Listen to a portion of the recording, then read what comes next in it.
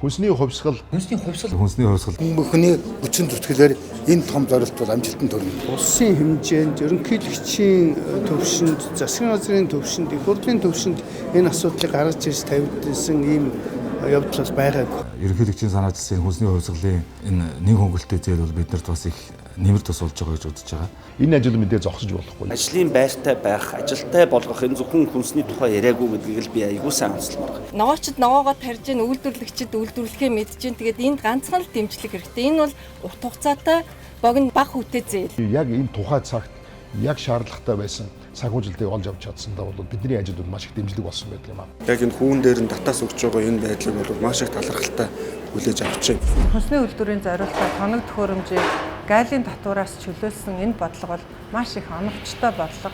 Бид бас цаасан дээр үлдээж болох хурдтай явж гин гэж ойлгож байгаа. Импортын барааг орлох, хүнсийг үйлдвэрлэх ийм л одоо үр хариуцлага ирж байна. Энэ санхүүжилтүүдийг яг зөв хүмүүстэй, зөв үйлдвэрлэгч нартаа ингээ олгоод явах юм бол цаашдаа хөгжлөн цааш явах юм байна. Төр дэмжсэн шиг дэмжиж зоригтой шийдвэрээ гаргаад өгөх юм бол үйлдвэрлэгчид бид үйлдвэрлэсэн шиг үйлдвэрлэж чадхаар хэмжээний үйлдвэрүүд одоо суурилагдсан байна.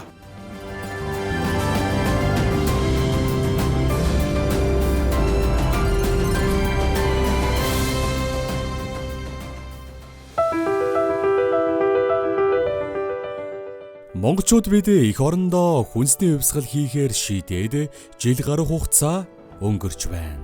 Тодорхойлбол 2022 оны 5 дугаар сарын 13-ны өдөр Монгол Улсын ерөнхийлөгч Хөрөлсөх 19 гол нэр төрлийн хүнсний бүтээгдэхүүнээр дотоодын хэрэгцээг бүрэн хангаж бүснүүдэгт экспортлогч улс болох зорилготой хүнсний хангамж аюулгүй байдал үндэсний хөдөлгөөнийг санаачлан улсын хурлын эндэр дээр зарлаж байв. Тус үндэсний хөдөлгөөн эрчийг авч хувьсгал болж өргөжсөн тул олон нийтийн дунд хүнсний хувьсгал гэж нэрлэгдэх болжээ. Хүнсний хувьсгалыг амжилттай хэрэгжүүлж, бодит үр дүнд хүрэх зорилгоор улсын хурлаас 36 дугаар тогтоолыг баталж, хүнс хөдөө аж ахуйн салбарт ирэх 5 жилийн хугацаанд 1.7 их 80 төгрөгийн хөрөнгө оруулалт санхүүжилт хийхээр шийдвэрлсэн юм. Энэ нь уг салбарт сүүлийн 30 гаруй жилд хийгдээгүй дэмжлэг болж байна. Төр засаг нь ард иргэд баялаг бүтээгчтэй бүх талаар дэмжиж, бодлого нь тодорхой, дэмжлэг нь оновчтой, санхүүжилт нь хүртээмжтэй, төрийн байгууллага хоорондын уялдаа холбоо, төр хувийн эвшлийг түншлийг сайжруулж, сэтгэл гарган хамтран ажиллах шаардлагатай юм а. Хүнсний хангамж аюулгүй байдал, үндэсний хөдөлгөөн бүрэн хэрэгжиж эхлэхэд төр засгийн зүгээс шаардлагатай бодлого шийдвэрүүд гарч, хүнсний хувьсгал, бодит ажил хэрэг болон хэрэгжихэд бэлэн болсныг эрхэм баялаг бүтээгчид, үйлдвэрлэгчид та бүхэнд бас хэлэхэд таатай байна. Хүнсний хувьсгалыг хэрэгжүүлэхэд бүх шатны төрийн болон төрийн бус байгууллагууд, олон улсын байгууллагууд, аж ахуй нэгжүүд хамтран ажиллаж байна. Гэвч үйлдвэрлэгч баялаг бүтээгчид эцсийн үр дүнд томоохон нөлөө үзүүлнэ гэж үзэн тэднийг дэмжсэн олон бодлого шийдвэрүүд гарчээ.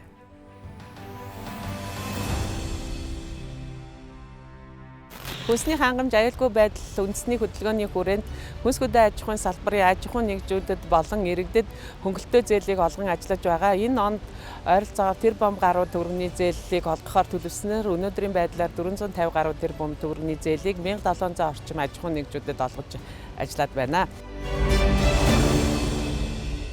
За би Журуур компани дэд захирал мөхц байна.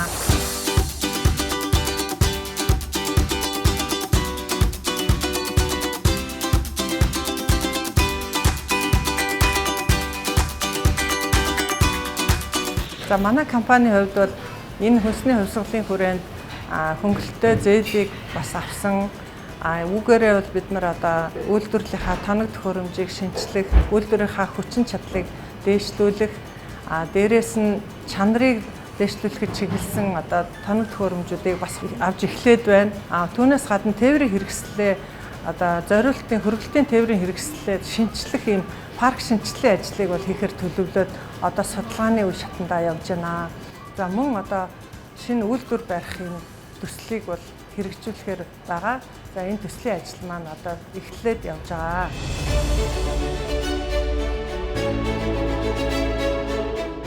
Манай компани бол гол шалгуур нь юу вэ гэхээр бэлчээрийн малын сүг ашиглаж Европын технологиор Франц, Итали, Швейцар технологиг ашиглаж бяцлаг хийдэг.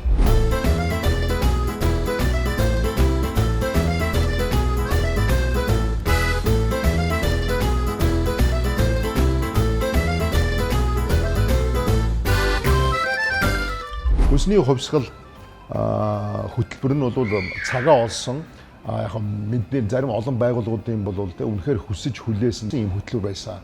Тэгээ энэ хөтөлбөр маш хурдцтай, амжилттай хэрэгжиж одоо эхлээ бол гараагаа бол зөв гаргасан эхэлсэн гэж би боддог. Энэний хүрээнд бол манай компани ч гэсэн яг одоо бидний яг энэ тухай цагт яг шаардлагатай байсан санхүүжилтийг олж авч чадсандаа бол бидний ажил бол маш их дэмжлэг болсон байдаг юм аа. Сайн байцгаана уу? Намайг энх хоёрын тодод гэдэг. Одоогоор мультипак компани гүйцэтгэлээр ажиллаж байна. Манай үйлдвэрийн онцлог гэдэг бол өөрөө тогны хэрэглээ бусдад ижил төстэй бүтээгдэхүүнтэй харьцуулбал 4 дахин бага хэрэгэлдэг. Усыг бас 8 дахин бага хэрэгэлдгээр онцлогт давуу талуудтай.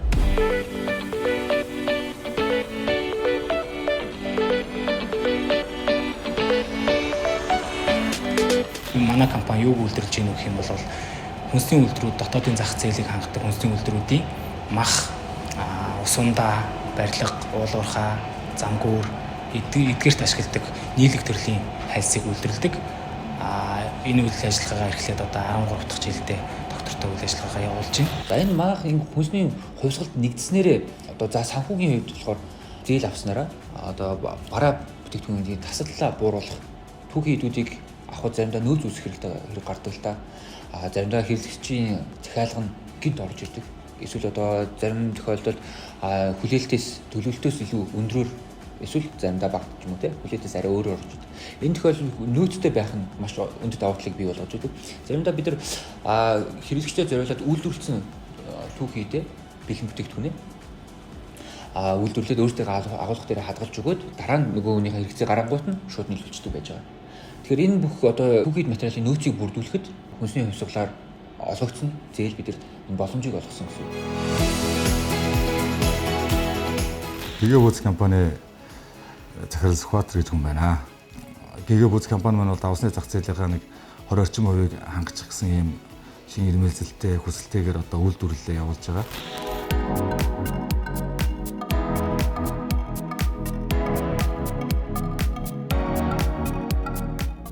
Аймгийн Сант Маргат суманд байдаг одоо дэвтэр нуурын Монгол хан гэдэг компани байдаг. Манай Монгол хан компани маань бас одоо Монголд анх удаа нуурын давсыг юм угаах тоног төхөөрөмжийг суйрлуулад эхний ээлжийн угаасан давснууд бол наашаа ачигтаад эхэлсэн байж байгаа. Тэгэхээр энэ бол одоо бас Монгол улсад давсны үйлдвэрлэл, үйл явцад бол нэг шат агсан гэж үзэж байгаа. Энэ нь бол бид нар одоо сая хүнсний хувьсгалын хүрээнд хөнгөлөлттэй засгийн газар, улсын хурал засгийн газрын одоо нэг хөнгөлөлттэй зээлээс санхүүжилт аваад тэгээд тэрүүгээр одоо хөрөнгө оруулалтын болон эргэлтийн хөрөнгийн зээлүүдийг бид нар авснараа тухайн үйлдвэрийг ашиглалтанд оруулаад өөрөөр хэлэх юм бол нэг гараар угаадаг байсан хуучны үе одоо Монголд одоо хоцрогдож эхэлж байна гэж ойлгож болох юм. Сайн байцгаана уу? Та бүхэнд энэ өдрийн мэндийг хүргэе. Намайг Мөг Мөгнө Болормоо гэдэг. За Мөгийн Болор компани гүйцэтгэх захирлаар одоо ажиллаж байгаа.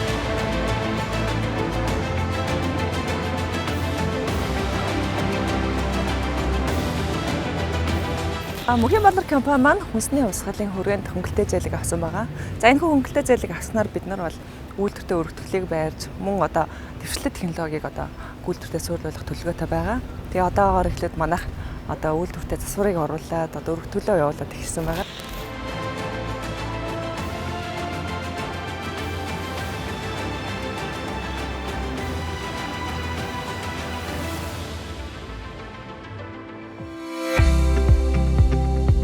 Одоогийн байдлаар нийт 1700 гаруй аж ахуй нэгж 440 орчим тэрбум төгрөгийн хөрөнгө оруулалтын болон эргэлтийн хөрөнгийн зээл аваад байна. Мөн Монгол улсын газар тариалангийн салбарын 1200 аж ахуй нэгж нийт 150 тэрбум төгрөгийн хөнгөлөлтөө зээл авчээ. Монгол улсын ерөнхийлөгчийн санаачлагаар одоо Монголын хүнсний хангамж аюулгүй байдлыг дээшлүүлэх зорилгоор хэрэгжүүлж байгаа хүнсний хувьсгал үндэсний хөдөлгөөн маань амжилттай эхлээд бодлогын шийдвэрүүд маань гараад одоо энэ шийдвэрүүд маань яг бодит биелэл болж эхлэх энэ үе шатандаа бол явж байна.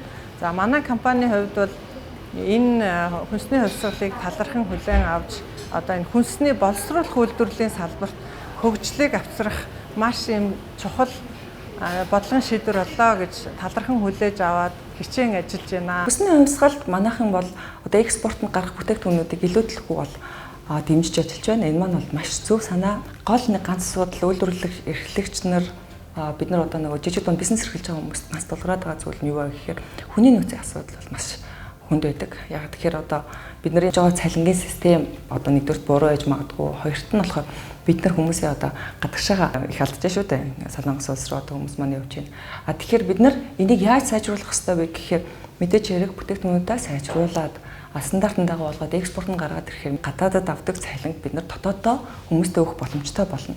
Тийм учраас одоо энэ хүнсний хувьсгалд гадаадад өгдөг цалинг одоо бид нар өөрсдөө үйлдвэрлэх эрхлэгч нар маань хүмүүстээ өгөх боломжийг бас нээж өгч байгаа юм болов уу гэж харж байгаа. Ер нь бол манай Монголд бол импортлж байгаа бяцлагийн тоо хэмжээгээр Монголд үйлдвэрлэж байгаа бяцлагийн тоо хэмжээг харьцуулах юм бол дэндүү шамлалттай байдаг. Монголчууд бид нэр чүйтэй айтай нэг 10% ч хүрдэггүй импортлж байгаа бяцлагийн хэмжээнд хүрдэггүй бүх Монголын үйлдвэрлэгч нийлээд. Тэгэхээр бол бидний гол зорилго ус ойрын 4-5 жилдээ бол ямар ч байсан Монголынхон зах зээлд Монголын ард иргэдээ хамгийн гол нь эрүүл байгалийн гаралтай бүтээгдэхүүнээр танигдаж тэдний хэрэглээнд нь одоо өдөр тутмын хэрэглээнд нь хэрэглүүс сургахыг одоо дэмжих, сурталчлах ийм зорилготой байгаа.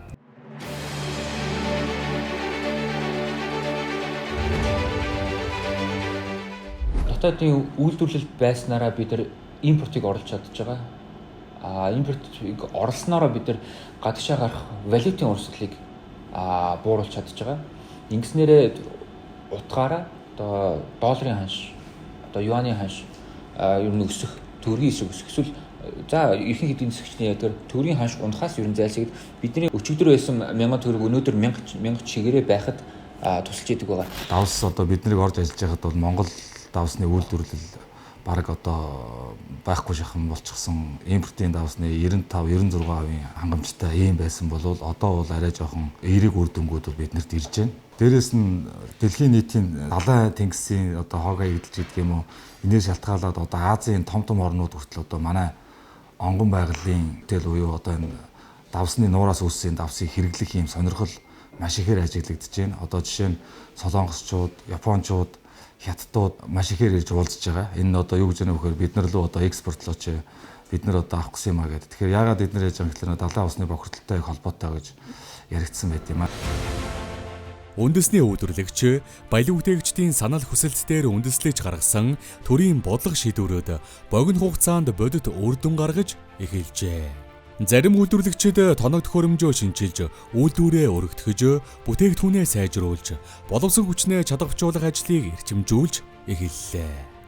Хүнсний хувьсгал хөдөлгөөний хүрээнд хүнсний хангамж аюулгүй байдлыг хангах зорилгоор нийт 19 нэр төрлийн бүтээгдэхүүнийг дотооддоо үйлдвэрлэж цаашлаад Монгол улс экспортлогч улс болох тийм томоохон зорилттой байгаа. Энэ зээлийг олгосноор манай хүнс хөдөө аж ахуйн салбарын үйлдвэрлэгчид маань эргэлтийн болон хөрөнгө оруулалтын зээл авч үйлдвэрлэл үйлчилгээгээ хөгжүүлэх, түүхийн эдийг нийлүүлэлтийг тогтворжуулах зэрэг олон талын ашиг тусдаа. Ингэснээр бид 2027 он гэхэд зөвхөн дотоодын хүнсний үйлдвэрлэлээ хангаад зогсохгүй цаашлаад экспортлогч улс болоход томоохон түлхэц болох юм аа. Нийт хүнснийхээ 90 орчим хувийг гадны улсаас импортлон авч 1 тэрбум ам доллар гадагш орсож байгаа нь 3 сая хүн амтай манай улсад үндэсний аюулгүй байдлын хэмжээнд яригдах том эрсдэл болов. Үүнээс урдчлан сэргийлэх, хөрсөө хүнсээ хүнээ хамгаалах боломж нь хүнсний хувьсгал юм.